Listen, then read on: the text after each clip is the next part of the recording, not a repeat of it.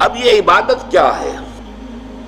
عبادت کا ایک تو ہمارے ذہنوں میں تصور جو ہے ہمارا جو زوال کا عرصہ ہے، کئی صدیاں بیت گئیں، کوئی غیروں کے غلام رہے، کوئی اپنوں کے غلام رہے، شہنشاہیت کا دور رہا، مسلمانوں کی شہنشاہیت، اور پھر یہ کہ غیروں کی کولونیل دور آ گیا۔ ہوتے ہوتے عبادت کا تصور سکڑ کر رہ گیا۔ نماز، روزہ، حج، زکوٰۃ یہ عبادات ہیں، اللہ اللہ خیر صلی اللہ۔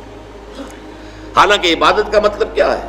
عبد سے بنا ہے، غلام جو ہمہ تن مطیع ہوتا ہے اپنے آقا کا، ہمہ تن ہمہ وقت، ہر وقت اسے حکم ماننا ہے۔ وہ امپلائی ریلیشن شپ نہیں ہوتا کہ 8 گھنٹے کی ڈیوٹی ہے صاحب، اس کے بعد میں جا رہا ہوں، السلام علیکم، میرا کام ختم ہو گیا، نہیں۔ یا آپ نے کسی کو رکھا تھا اینٹیں ڈھو رہا ہے یا کچھ اور مزدور ہے، شام کو وہ فارغ ہے، اس کے بعد وہ بھی آزاد ہے اور آپ بھی آزاد ہیں، آپ کا بھی ایک ہی ووٹ ہے، اس کا بھی ایک ہی ووٹ ہے، آپ اس ملک کے جو ہے شہری ہونے کے ناطے سے ایک دوسرے کے ساتھ برابر ہیں، آپ کو کوئی اونچا رتبہ حاصل نہیں ہے۔ لیکن غلام اور آقا کا تو زمین و آسمان کا فرق، وہ مملوک ہے اور وہ مالک ہے۔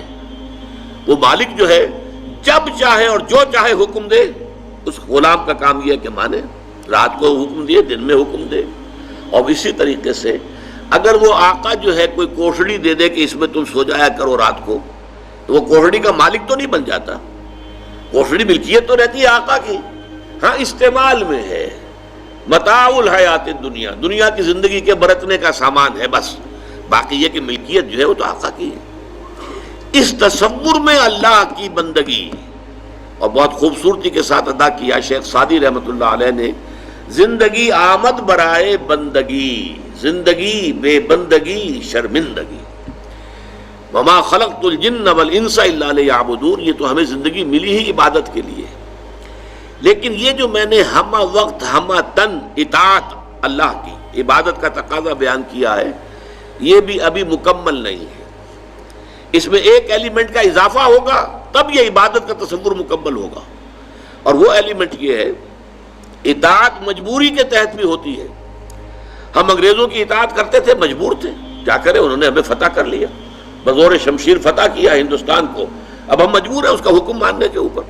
تو جبری جو اطاعت ہے وہ عبادت نہیں کہلائے گی، عبادت کے لیے ہوگی کہ وہ اطاعت محبت کے جذبے سے سرشار ہو کر کی جا رہی ہے، اللہ کی محبت کے جذبے سے سرشار ہو کر ہمہ تن ہمہ وقت ہمہ وجوہ اطاعت۔ اب یہ دونوں چیزیں جو ہیں عبادت کے دو جز ہو گئے، ایک جز اطاعت کلی، ہمہ وقت ہمہ تن ہمہ وجوہ، اور ایک محبت، اور محبت بھی شدید ترین، والذین آمنوا اشد حبا للہ، جو لوگ کے ایمان والے ہیں حقیقت میں ان کی تو شدید ترین محبت اللہ سے ہوتی ہے۔ ان دونوں میں کیا رشتہ ہے، کیا تعلق ہے، کیا ریشیو پروپورشن ہے، اس کی خوبصورت ترین مثال یہ ہے کہ ایک ہمارا جسم ہے، یہ نظر آ رہا ہے، 2.5 من کا یہ جثہ ہے، یہ سب کچھ جو ہے سامنے ہے، ظاہر ہے، لیکن ایک اس کی جان ہے، وہ نظر نہیں آتی۔ اس جسم میں وہ جان نہ ہو تو یہ جسم گل جائے گا، سڑ جائے گا، جلد از جلد اس کو قبر میں اتارنا ضروری ہو جائے گا۔ وہ جان نظر آنے والی شے نہیں ہے، لیکن اس جسم کا سارا وجود اس جان کے اوپر منحصر ہے۔ وہ جان ہے تو یہ سب کچھ ہے، اور جان نکل گئی تو یہ کیا ہے؟ وہ تو پھر ایک عناصر ہے جو منتشر ہو جائیں گے، تھوڑا وقت لگے گا، اس کے بعد سب کے سب تحلیل ہو کر ختم ہو جائیں گے، یا جو حشرات الارض آ کر کھا پی جائیں گے اس کو۔ اسی طریقے سے سمجھ لیجئے کہ عبادت کا جو جسد ظاہری ہے وہ ہے اطاعت۔ اطاعت جب انسان کرتا ہے تو نظر آ جاتا ہے۔ آپ نے اللہ تعالیٰ کے حکم کے مطابق نماز پڑھی، نظر آ گیا آپ نے نماز پڑھی ہے۔ آپ نے اللہ تعالیٰ کے حکم کے مطابق روزہ رکھا ہے، سب کو معلوم ہو گیا کہ انہوں نے روزہ رکھا ہے۔ اطاعت نظر آتی ہے، لیکن اس محبت کا معاملہ کیا ہے وہ نظر نہیں آتی، وہ اندر کی شے ہے۔ لیکن اگر وہ محبت نہیں ہے تو یہ جسد ہے ایسے جسد کے مانند جس میں جان نہیں ہے۔ اطاعت جو ہے عبادت تب بنے گی جبکہ اس کے اندر محبت کی شیرینی، محبت کی حلاوت شامل ہو جائے، اللہ تعالیٰ کی محبت جو ہے وہ اس کے اندر رواں ہو، جاری و ساری ہو، سرایت کر جائے پورے وجود کے اندر، تب وہ عبادت بنے گی۔ اس کو بہت خوبصورتی کے ساتھ امام ابن تیمیہ کے شاگرد رشید حافظ ابن قیم نے بیان کیا ہے۔